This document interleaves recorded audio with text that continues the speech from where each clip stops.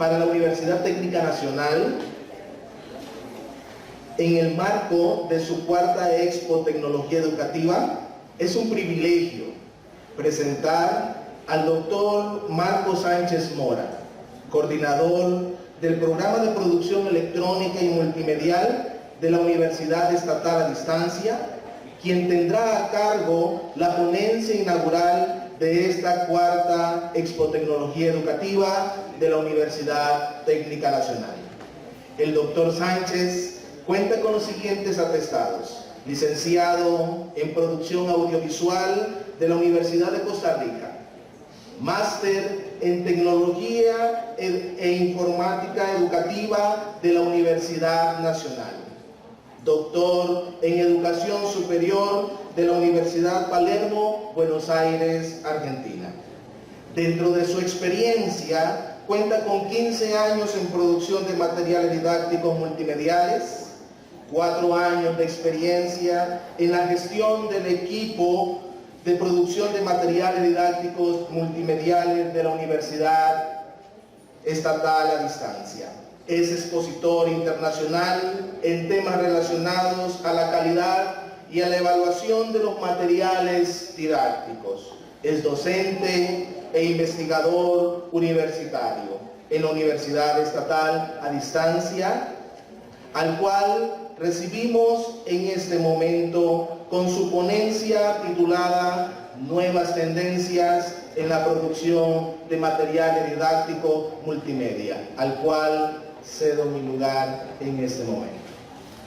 Buenos días, estimados estudiantes, estimadas estudiantes, estimado don Ricardo, doña Nuri, compañeros del Centro de Formación Profesional, Pedagógica y Tecnología Educativa y público en general. El día de hoy me han invitado a compartir con ustedes un poco sobre ese tema de la producción de material didáctico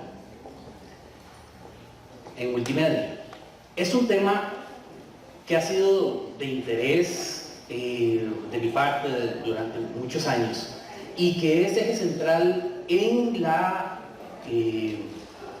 gestión, en el proceso de formación de los estudiantes de la Universidad Estatal a Distancia, y que a la vez, cada vez, como vamos a ver durante este espacio, cada vez se vuelve más importante a la hora de la formación de los estudiantes en cualquier entorno educativo. Reconozco el cambio de protocolo que hice a propósito en este momento, no sé si lo notaron. Empecé saludando a los estudiantes, luego le di un poco el giro. Esto tiene toda una razón de ser, y es especialmente el motivo que estemos el día de hoy acá, en esta feria. Esta feria tiene como principio, tiene como eje, tiene como interés centrarnos en el estudiante, que al fin y al cabo, indistintamente de la institución educativa de la que hablemos, es la razón de ser.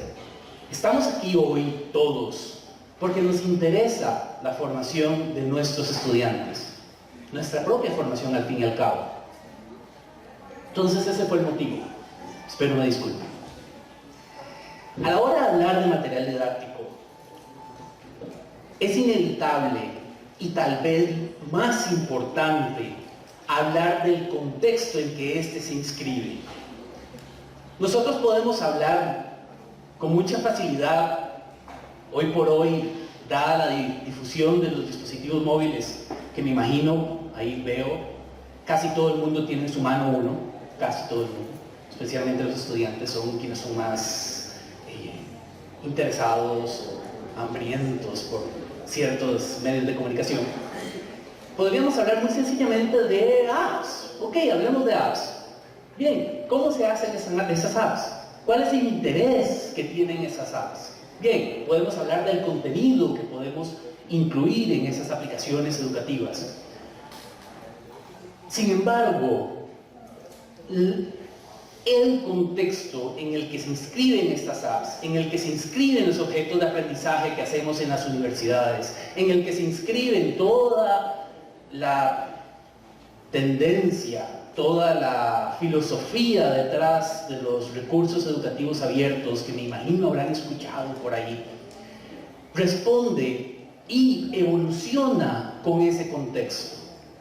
Podemos decir, por ejemplo, hace 15 años, ¿qué materiales en multimedia se hacían? Imagino que la mitad de ustedes se acordarán, porque los de este lado creo que no, de los discos compactos que uno metía en la computadora y material didáctico. No sé, ¿alguna vez vieron uno? ¿Sí? ¿De fijo? Ok, bien. Podríamos hablar de eso. Sin embargo, más allá de la tecnología que se utiliza para la distribución, lo que importa o lo que debemos tener presente a la hora de pensar en ese material didáctico es ese contexto, las tendencias, cómo se comporta, qué cambios hay en nuestros espacios de educación, en nuestros espacios de educación superior o educación media. Bien, como parte de eso y casualmente relacionado con la presencia de los estudiantes hoy acá de colegios técnicos, hago un paréntesis y es inevitable comentarlo, lo siento, pero ahora que veía entrar a los estudiantes con gabacha, tenía yo un flashback, no sé, todo un sentimiento, porque yo salí del colegio técnico también, y es el acordarme de, especialmente en el marco de esta presentación, de este compartir sobre material didáctico, empezaba a crear conexiones. Y es que, al fin y al cabo, mucho de lo que hacemos en los colegios técnicos desde hace muchos años son novedades para la educación superior hoy, y ya los vamos a ver.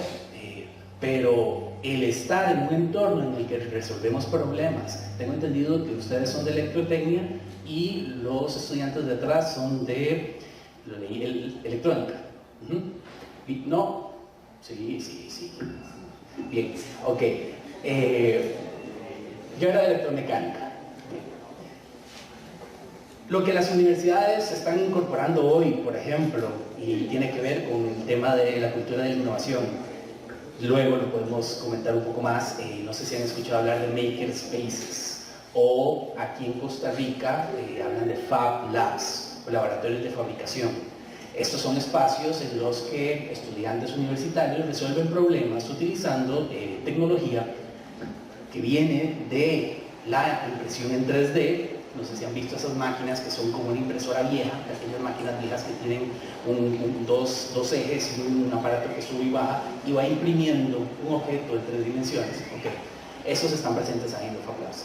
También, o Makerspaces. También están todos los Arduinos, Raspberry Pi, todos estos dispositivos que permiten desarrollar nuevos proyectos. Bien. El asunto es que yo me acuerdo hace 20 años, más de 20 años, cuando estaba yo con ustedes sentado, más bien de pie, en un laboratorio de electromecánica en donde teníamos que resolver los problemas, bueno, cuando no había que bobinar una bobina, ¿verdad? Pero ese era el más tedioso. Sin embargo, cuando teníamos que resolver problemas en ese momento usábamos contactores, ya se venían incluyendo los PLCs, ¿verdad? Pero esos espacios de creación, de resolución de problemas, hoy por hoy se incorporan en las universidades, en estos makerspaces, y responde a una cultura de la innovación. La universidad de hoy en día tiene que tener una gran influencia del proceso de investigación, tiene que realizar muchos procesos de investigación, porque estos espacios son incubadoras de nuevos descubrimientos e innovaciones que afectan a las comunidades en las que estas universidades se inscriben. Para inspirar la innovación y adaptarse a las necesidades que se demandan en la educación superior, se deben cambiar la forma en que se estructuran las universidades. Deben permitir mayor flexibilidad. De ahí viene una tendencia de que algunas universidades ven a las startups, todos estos emprendimientos, todos estos espacios de desarrollo de nuevos proyectos comerciales, los ven y ven como algo que le llaman el proceso Lean de generación de startups y de proyectos, se los apropian y los están implementando con el fin de estar en una evolución constante. Esto es algo que las universidades tienen que percibir y generar ese cambio. En ese contexto va a determinar la forma en cómo producimos nuestros materiales didácticos, porque al fin y al cabo, como vamos a ver en un momento, esos materiales didácticos tienen que transmitir esa filosofía. Además, la universidad, si nos ponemos a hablar de la razón de la universidad, nos dan horas y podemos decir muchas cosas, pero a veces alguna gente coincidirá y otra gente no. Sin embargo, la universidad de hoy en día es una universidad que lo que busca es formar a nuestros futuros profesionales. Y estos futuros profesionales tienen que tener ese contacto con el mundo laboral.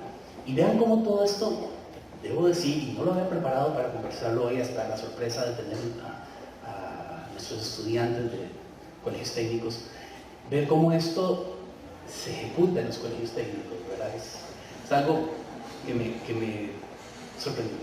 Bien, la idea es que las universidades trabajen con líderes de la industria para fomentar una formación basada en la experiencia.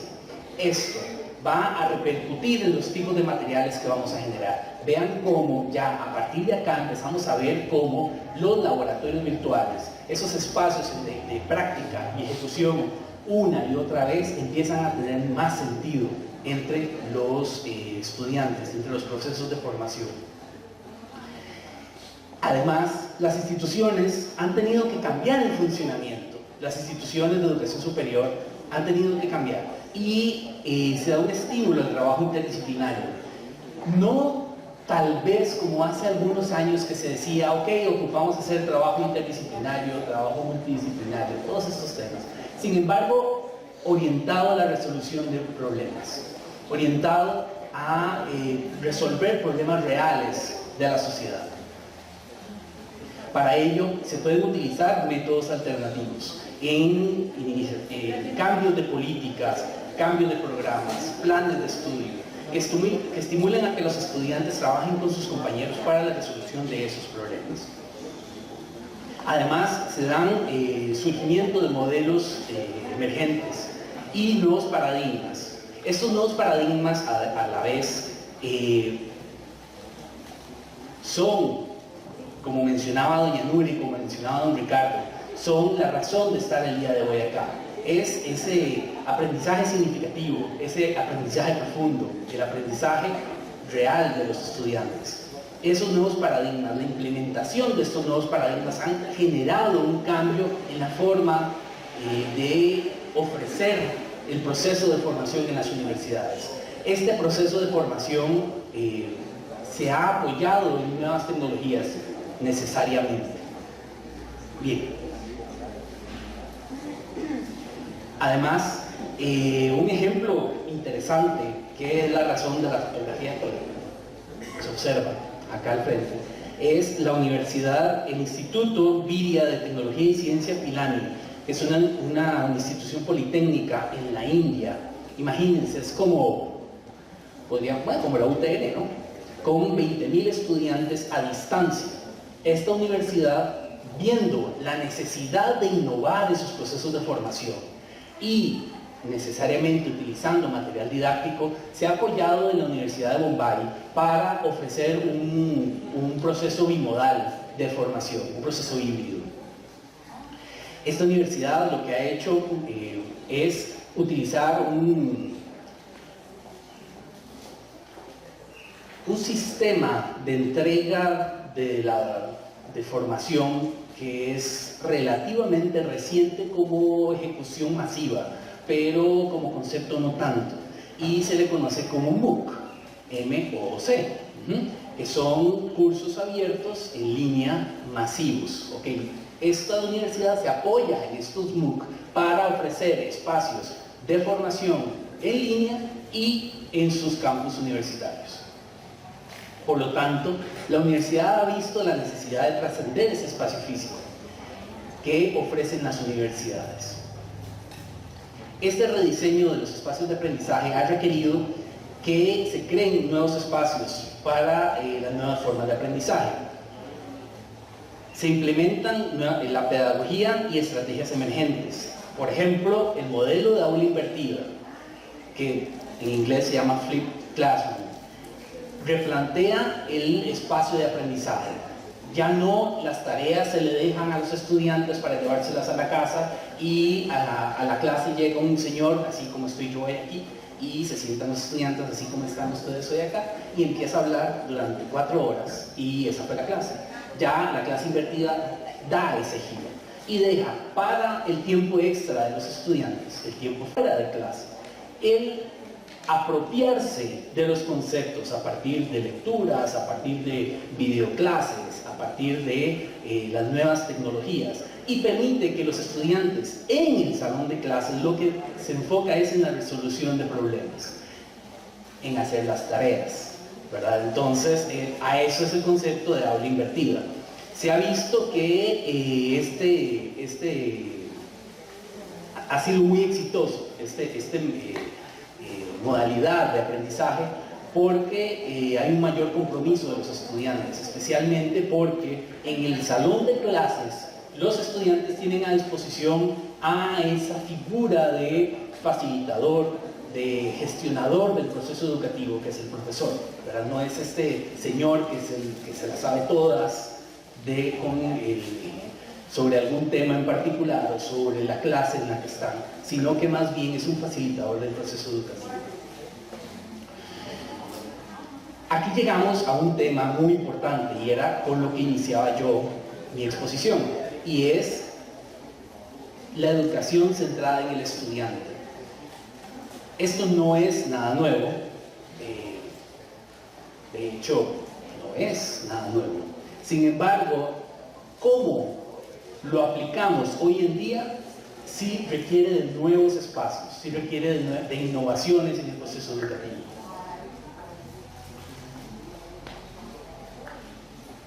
Bien.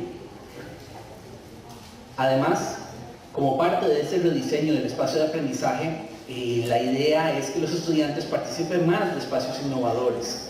Se permiten nuevas pedagogías y aquí hay una cosa muy interesante que es el aprendizaje polisíncronos, o digamos, una traducción libre, polisincrónico.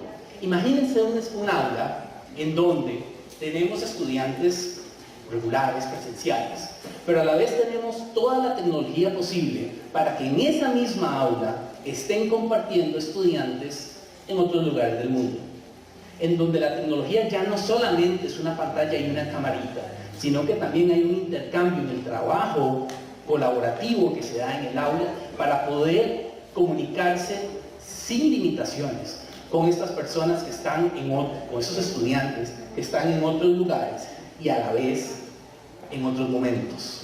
Entonces, eso es una tendencia dentro del espacio de aprendizaje y inevitablemente tenerlo claro a la hora de producir nuestros materiales didácticos es necesario.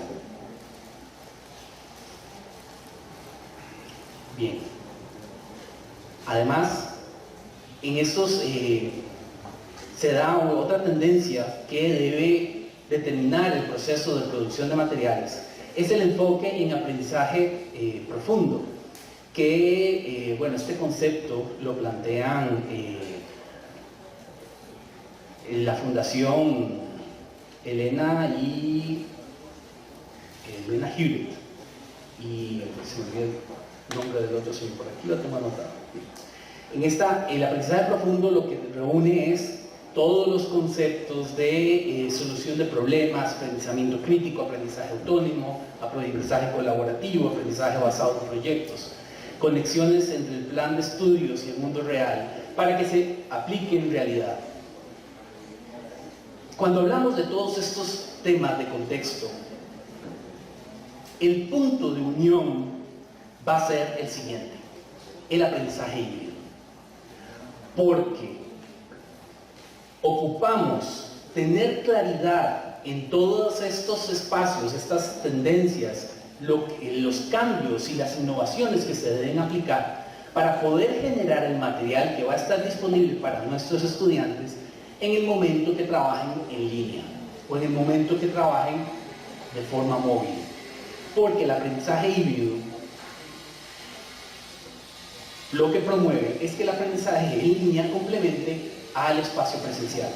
Acá se monta también la clase invertida, se crean los campus virtuales, por ejemplo en las universidades presenciales, típicamente presenciales como lo mencionaba don Ricardo hoy, como la UTN, la Universidad de Costa Rica, el Instituto Tecnológico, la UNA, todas estas universidades, y si nos vamos al sector privado también, todas las universidades privadas, han ido incluyendo el espacio virtual, los entornos de aprendizaje en línea dentro de estos procesos educativos. Claro, no es tan fácil, el proceso es lento, hay que aprender a utilizarlo. Sin embargo, tampoco es aprender a utilizar el Moodle. No sé, acá usan Moodle, sí, ¿verdad? Era Moodle. Tampoco es saber cómo utilizar el Moodle, sino bajo qué orientación, bajo qué pedagogía estoy utilizando estos espacios de aprendizaje virtual. Acá, en el aprendizaje híbrido, se dan también el uso de los laboratorios virtuales, que también no es nada nuevo. Las primeras apariciones en la literatura sobre laboratorios virtuales se dan a principios, bueno, las primeras realistas se dan a principios de los 90, en la creación de materiales didácticos en multimedia que permitieran la ejercitación de los estudiantes. Bien, pero eso cualquiera podría pensar, pero hoy sigue vigente, especialmente en el razonamiento del aprendizaje híbrido o el aprendizaje mixto, porque esos laboratorios, por un lado, permiten que los estudiantes puedan poner en práctica sus conocimientos sin ninguna restricción, sin peligro, y lo hagan una y otra vez hasta apropiarse del conocimiento, pero también permiten que sean un espacio de experimentación antes de enfrentarme al laboratorio real. Entonces, en algunas universidades se han ido implementando estos laboratorios en aprendizaje mixto para que sea la antesala a la implementación de un laboratorio normal. Ese es el caso, por ejemplo, de la Universidad de Colorado en Boulder. Tiene todo un centro de generación de laboratorios virtuales, simuladores, ese es el FET.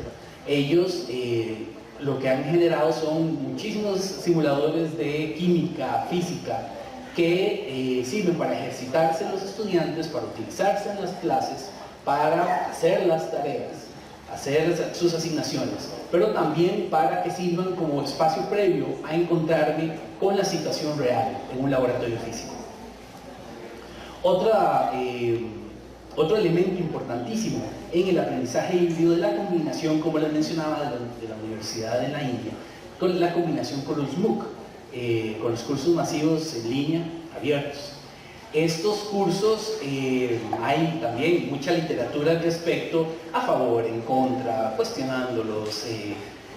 Se da que hay los principales espacios de gestión de cursos MOOC son, en español, son Coursera, es Coursera.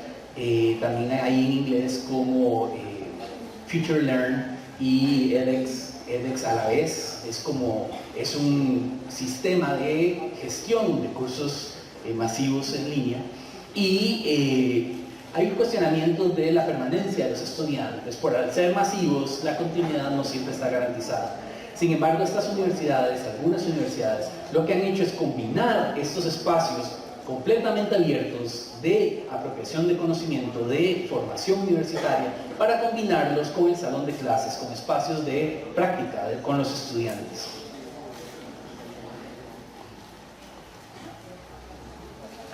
Hay otros conceptos que son completamente relacionados con la producción de material didáctico. Todo esto es antesala a la creación de ese material. No sé si han visto esas siglas por algún lado. Y no es la canción de System of a Down, porque la canción de System of a Down termina en B, ¿verdad? Sin embargo, la canción de System of a Down se monta en este concepto. Para contextualizar, System of a Down es un grupo de rock que tiene una canción que se llama Traiga su propia bomba. Es una crítica a la guerra. Bien. Esto es traiga su propio dispositivo.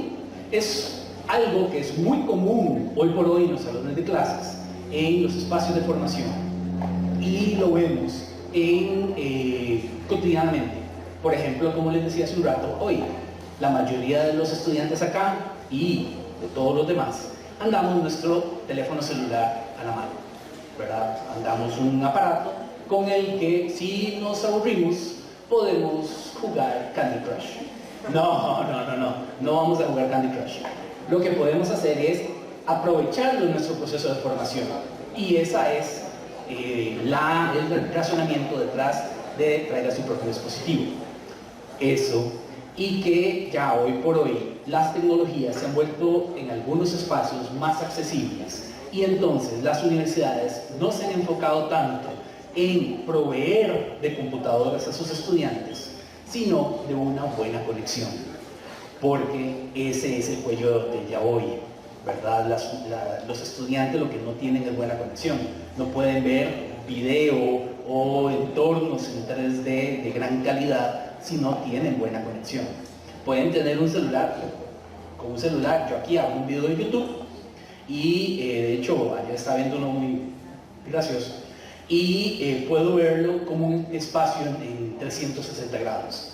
Conforme yo muevo el celular, voy explorando el espacio en el que se grabó ese video o en el que se generó, porque también podemos generarlo con tecnologías de 3 dimensiones, gráficos generados por computadora, como las películas de Shrek.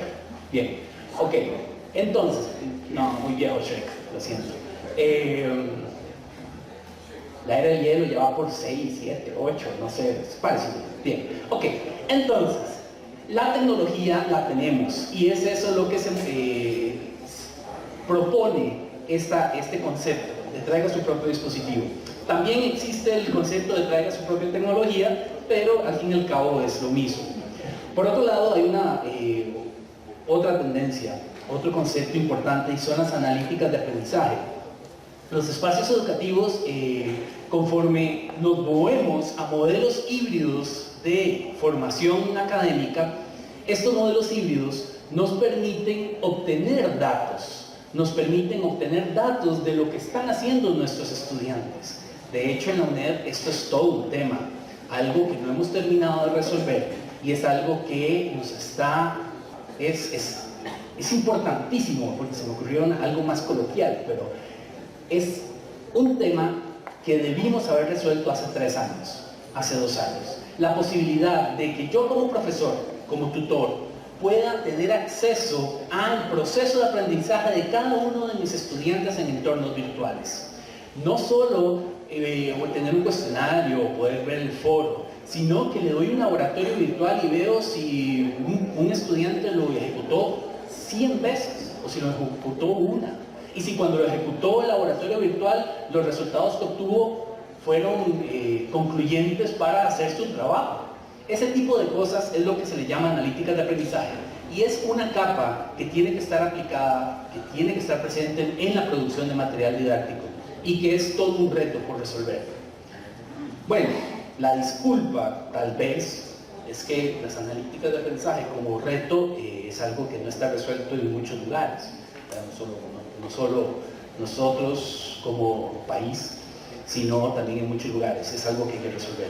Esto se junta con el aprendizaje adaptativo. El aprendizaje adaptativo usa las analíticas de aprendizaje para favorar un enfoque sofisticado en el acceso a los datos y permitirle al estudiante de forma inteligente, podríamos decir, aunque esa palabra es tan complicada, permitirle al estudiante y detectar en el proceso de formación de forma automática en el estudiante lo que ya conoce, lo que ya domina y lo que no, para promover un repaso, un refuerzo de lo que no domina. Con todo este contexto, con estos conceptos, podemos empezar a pensar en los materiales típicos. Ya les hablaba de las aplicaciones educativas, las apps. Las apps se instalan en un dispositivo móvil, normalmente, también en computadoras, algunas, y nos permiten tener acceso a los recursos educativos que vamos a utilizar en nuestras lecciones. Otro que mencionaba hace un rato son los objetos de aprendizaje. Los objetos de aprendizaje es algo también bastante conocido, que cada vez son de mayor utilidad dependiendo de cómo los complementamos de herramientas como las que mencionaba hace un instante, como las analíticas de aprendizaje y estos conceptos. Ok, estos objetos de aprendizaje son objetos muy puntuales y permiten resolver conceptos y temas específicos, son autosuficientes. Y una de las funciones más interesantes que tienen es que son escalables. Podemos juntar objetos de aprendizaje para hacer materiales más complejos. Y eso es muy útil en los procesos, porque a la vez algún objeto de aprendizaje podemos utilizarlo en otras materias, en otros cursos. Podemos seleccionar diferentes objetos. Como les mencionaba, los laboratorios virtuales permiten una simulación repetible, eliminan la parte de riesgo. A veces los laboratorios nos permiten resolver temas que en realidad no podríamos resolver, como obtener una cámara de presión a presiones muy altas, que sería algo muy complicado o muy difícil o muy costoso de hacer. A la vez tenemos los libros digitales multimedia que en estos nuevos entornos de aprendizaje, como las nuevas bibliotecas de aprendizaje que tenemos, ese cambio, ese giro de la biblioteca llena de libros a una biblioteca llena de sofás, llena de sillones o de sillas cómodas, en donde en la biblioteca se le ofrece al estudiante acceso a libros digitales, a recursos educativos, y se les da un espacio y una buena conexión para poder obtener esa información, para poder utilizar esos recursos. Se vuelven muy importantes los libros en esos espacios. El proceso de generación de los libros, a la vez tenemos un amplio rango de posibilidades, desde los libros digitales más típicos o los primeros, que son los EPUB de estándar 2.0, que son los que podemos descargar normalmente en Amazon. Yo bajo mi aplicación de Kindle, bajo un libro y lo que hago es leer un libro. Ya los nuevos libros digitales permiten una mayor diagramación, un mayor uso de recursos, video, animación, incluir los mismos laboratorios que tenemos dentro de los libros digitales es posible. El asunto es definir ese formato. Hay todo un tema con respecto a los libros digitales, y es que no podemos apostar por uno de esos formatos solamente, porque dependiendo, dado que cada estudiante trae su dispositivo, o cada estudiante tiene diferente dispositivo, no estamos todos con una tablet Android de 16 gigas de almacenamiento, con una pantalla de 7 pulgadas, todos por igual. Tenemos diferentes posibilidades de funcionamiento de estos dispositivos, tenemos diferentes pantallas de resolución de estos dispositivos, tecnologías, por ejemplo los lectores de libros digitales, el Kindle, no sé si lo ubican por ahí. Nosotros, un libro digital enriquecido con video, con animación, con laboratorios, intentamos introducir en un Kindle y nos quedamos esperando porque no va a funcionar, no funciona y ya. El asunto es que debemos apostar, conocer muy bien a nuestros estudiantes las posibilidades que tienen y apostar por los recursos para ellos. Y es aquí donde el enfoque centrado en el estudiante se vuelve vital en la producción de materiales didácticos. Necesitamos conocerlos, necesitamos saber quiénes son, saber cómo lo utilizan. En espacios híbridos es mucho más fácil, porque yo, como profesor, puedo conocer a mis estudiantes y saber qué ofrecerles, saber si es mejor un libro digital o si es mejor un laboratorio o cuál tipo de laboratorio. Sin embargo, debo decir que en espacios a distancia eso es mucho más complicado, y lo digo porque en la UNED es todo un tema. Hay cursos que son de miles de estudiantes dispuestos en todo el país, por ejemplo las generales son muchos estudiantes, y conocerlos para saber qué ofrecerles es más complejo.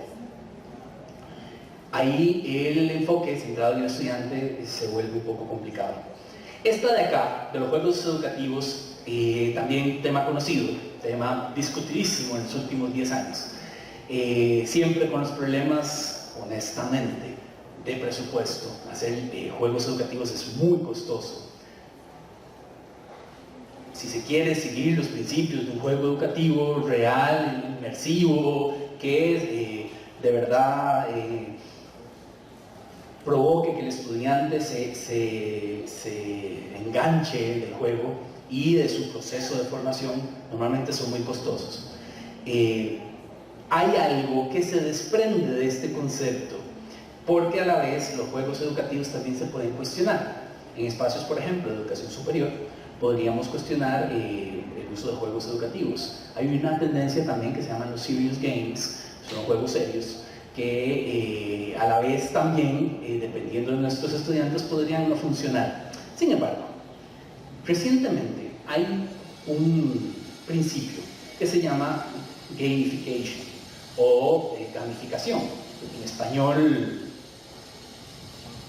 cuasi español, bien, que es el uso de las mecánicas de los juegos en el diseño de experiencias para atraer y motivar el alcance de metas en las personas. Esto no es exclusivo de educación, en realidad es algo muy utilizado en la generación de plataformas y servicios. Las empresas lo usan montones. Es algo de los últimos 6 años, 7 años.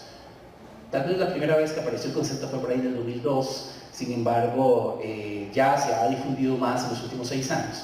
Y lo que plantea es crear esos elementos de diseño de los juegos que niveles, logros, insignias, puntos, colaboración entre los estudiantes en nuestro espacio educativo y bonos para lograr nuestros objetivos.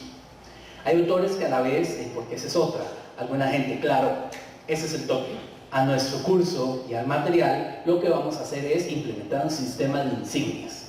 Cada vez que termina un contenido, le damos una insignia, o cada vez que termina un módulo, le damos una insignia. Bueno, la gamificación o gamification no es solo eso, tiene que ver más con la narrativa, ¿verdad? Con la construcción de esa experiencia educativa, y esa construcción debe plantearse esa mecánica de juego, ¿verdad? No solo son las insignias. No sé si los MOOCs usan las insignias. Por ejemplo, Coursera, cuando uno termina un MOOC, le dice, bien, terminaste, te damos una insignia que puedes colocar en tu entorno educativo. De hecho, hay todo un sistema de intercambio de insignias en línea. Eso está muy bien. No sé, uno puede sentirse orgulloso de haber terminado un curso que sea un MOOC de un tema muy complejo, o no, de un tema sencillo, pero que uno quiera aprender. Buenísimo. El asunto es que la gamificación no es solo eso dejarlo claro. Todo esto hacia atrás desemboca en algo que tampoco es muy reciente, pero está completamente vigente hoy en día. Y vulgarmente podemos decir que son los REAs, los recursos educativos abiertos. En inglés puede que se hayan topado con el concepto OER, ¿verdad? Que es Open Educational Resources. Bien, los recursos educativos abiertos es todo una propuesta filosófica a la hora de la creación y difusión, uso, mejora y compartir esos recursos educativos. Como recurso educativo abierto puede ser cualquier cosa de lo que haya mencionado o cualquier cosa que ustedes se puedan imaginar. Por ejemplo, la fotografía del volcán Arenal podría distribuirse como recurso educativo abierto. El tema de los recursos educativos abiertos es que tienen que estar disponibles abiertamente, que cualquiera tenga acceso a ellos. Y siendo un poco más consecuente con su filosofía de creación, no solamente tienen que estar disponibles abiertamente, sino que tienen que estar disponibles para consulta, uso y adaptación. Aquí nos lleva a un tema que para mí es muy importante y no había querido mencionarlo hasta ahora, y es el tema de la calidad. Porque está vinculado a todo lo que he estado mencionando de un lado para otro, pero a la vez los recursos educativos abiertos permiten el escrutinio público. El que yo soy, bueno, alguna vez he sido profesor de investigación en la Escuela de Comunicación Colectiva en la Universidad de Costa Rica, y digamos que me puse a hacer unos materiales didácticos, videos, no los he hecho, están en planificación todavía. Hacer unos videos para enseñar algunos conceptos del proceso de investigación.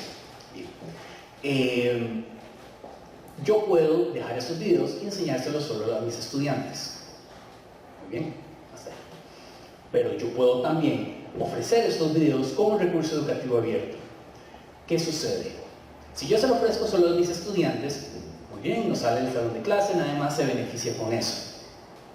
Y tal vez lo más importante, nadie más ve si yo me equivoqué, ¿verdad? Si yo lo que estoy diciendo a mis estudiantes son puras mentiras, lo podría hacer, al rato y me equivoqué. De hecho, hasta un día de estos me enteré, dando clases justamente, algún aprendizaje que tuve en la universidad sobre los planos, plano americano, primer plano, de que uno estaba equivocado. Imagínense, uno puede estarle transmitiendo a los estudiantes algún dato que no es preciso.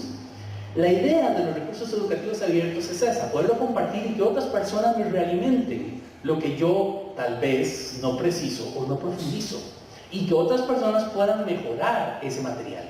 Eso es importantísimo para la búsqueda de la calidad. Vean que así funciona la ciencia. En la ciencia, las revistas científicas lo que hacen es recibir escritos y los evalúan con pares. Los recursos educativos abiertos manejan esa filosofía. Bien. Como les mencionaba hace un instante, de lo más en boga en los últimos 3 años, 2 años, ahí, pero que es necesario implementar en nuestros espacios educativos, o nos ofrece tal vez muchas posibilidades desde el punto de vista educativo, son 2 cosas que suenan parecidos, pero son diferentes, pero son parecidas. La realidad aumentada y la realidad virtual. Ahí cualquiera va a decir, no, eso es realidad virtual desde los 80, se están hablando de eso. Sí, desde los 80, pero no se había podido realizar, no se había podido plasmar, no se había podido utilizar, ¿verdad? Entonces, la realidad aumentada lo que propone es superponer datos a nuestros espacios normales. Entonces, por ejemplo, acá en la foto medio se aprecia una persona con una tablet viendo una mesa. Sin embargo, en la mesa no hay nada. Aquí en la mesa no hay nada y en la tablet lo que ve es un objeto. Ese es el principio básico de la realidad aumentada. Bueno, el más básico es agarrar un libro, encontrarse un código QR, escanearlo con el celular y que le muestre un video. Bien, ese digamos que es el más básico. Este es el siguiente. Pero el siguiente es el poder utilizar, por ejemplo, no sé si un par de años para acá, de hecho Google lanzó y luego cerró una cosa que se llamaba Google Glass. No sé si alguna vez vieron a alguien usando Google Glass, porque yo nunca vi a nadie. Para mí es un mito urbano, nunca vi a nadie. Pero existió. Google Glass lo que eran unos lentes que había hecho Google, que tenían una camarita y tenían un proyectorcito chiquitito que reflejaban una imagen en el lente. Entonces, si yo me encontraba con Nuri o me encontraba con Ricardo y no los conozco o no me acuerdo quiénes son, Le pregunto, Google, ¿quién es este? Y entonces me dice, este es don Ricardo. Yo, hijo de pucha, que eso es don Ricardo, ¿cómo está? Porque por medio de reconocimiento facial, Google me dice, este es don Ricardo, este es el director del centro de formación, ¿verdad? O así. Ese es otro uso de la realidad aumentada.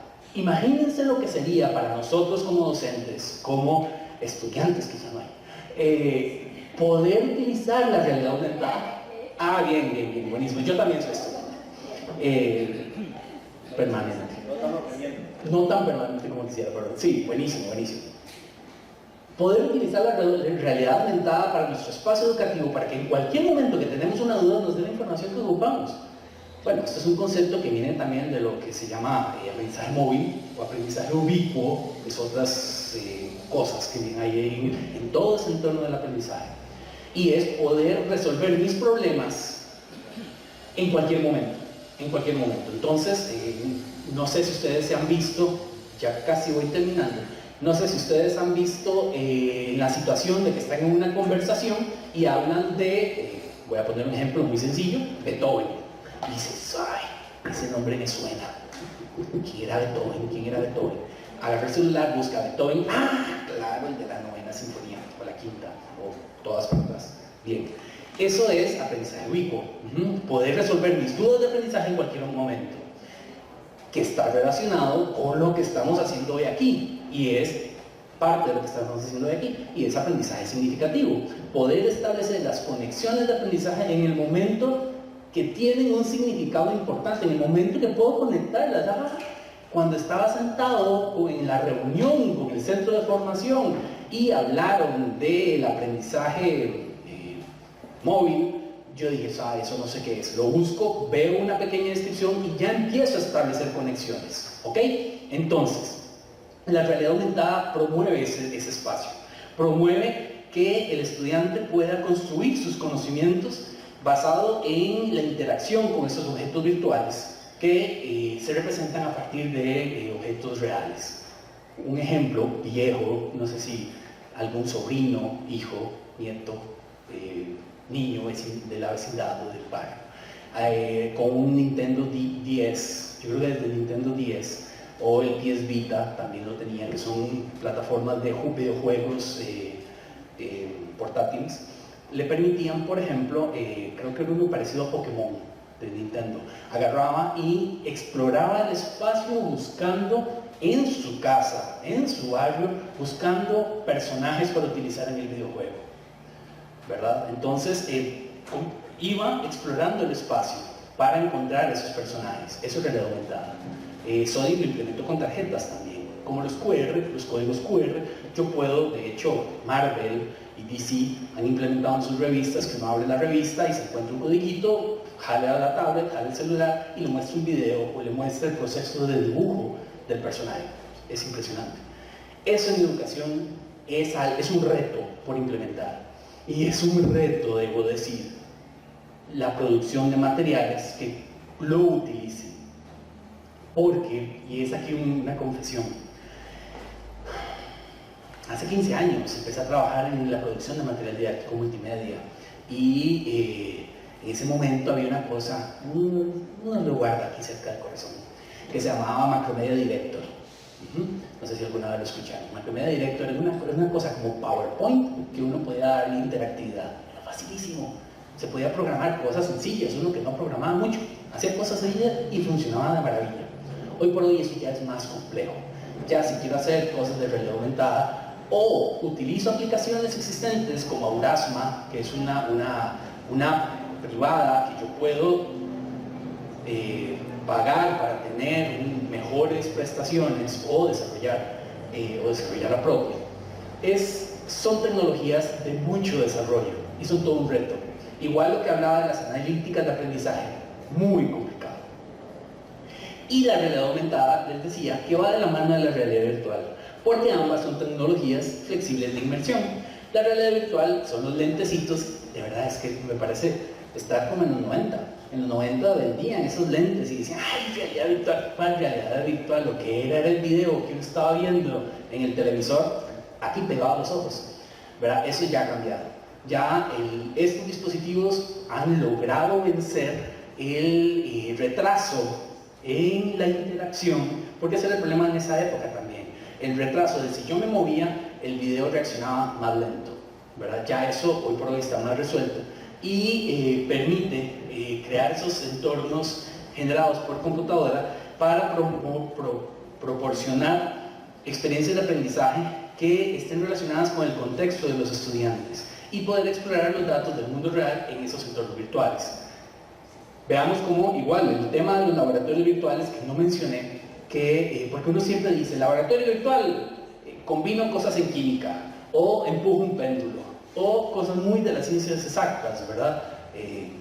Sin embargo, los laboratorios virtuales pueden ser tanto de ciencias exactas como de ciencias sociales. Nosotros hemos estado implementando laboratorios virtuales en educación de observación, ¿verdad? Promover diferentes espacios típicos de aprendizaje o atípicos de aprendizaje a los estudiantes para que identifiquen comportamientos en los niños, por ejemplo. Eso son espacios pregrabados, pero a partir de la variedad podemos obtener diferentes formas de interactuar con ese material. Bien, eso también era un paréntesis. El asunto es que imagínense esos espacios de simulación, poderlos vivenciar con realidad virtual, todo un reto. Y para ir terminando, o terminar, hay todo un tema importantísimo y que es lo que se tendrá que resolver en los próximos años y se le llama informática afectiva.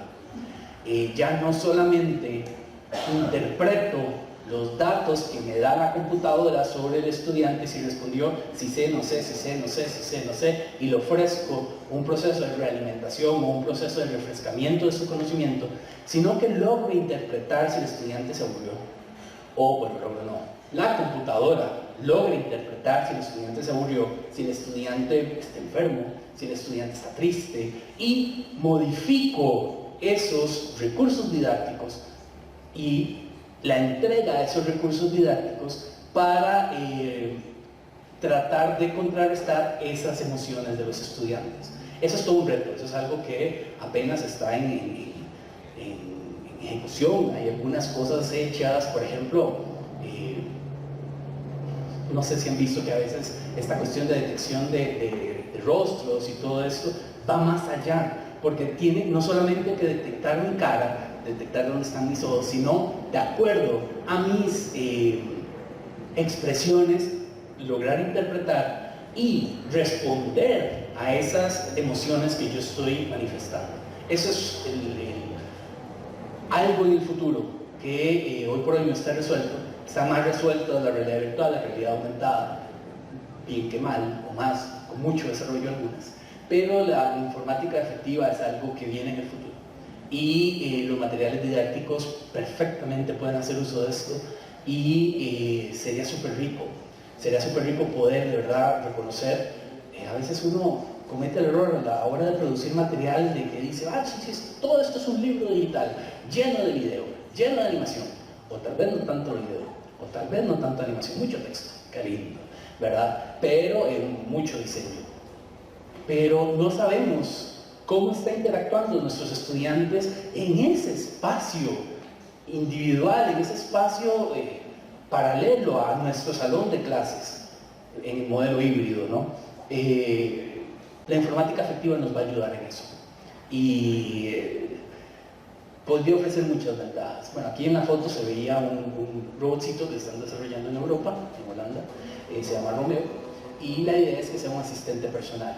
Este asistente, no sé si han visto también la Honda, sacó uno, o ha estado investigando uno, sí, hay varios. La idea de estos robots es que no solamente como Siri, en un iPhone usted le dice, de hecho, casi estoy seguro que si le digo, oye Siri, me va a responder algo.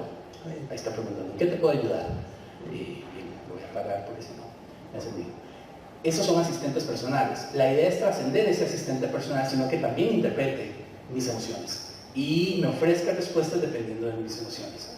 A veces Siri se pone muy graciosa, no sé si les ha pasado de que le preguntan qué es la vida, así, les va a dar una respuesta graciosa, casi estoy seguro, o preguntas así. Entonces, la idea es que la informática afectiva interprete, por ejemplo, en mi tono de voz o en mis facciones, mis emociones, y eso es el futuro. Muy bien. creo que por acá sería. Creo que fue como Montenegro.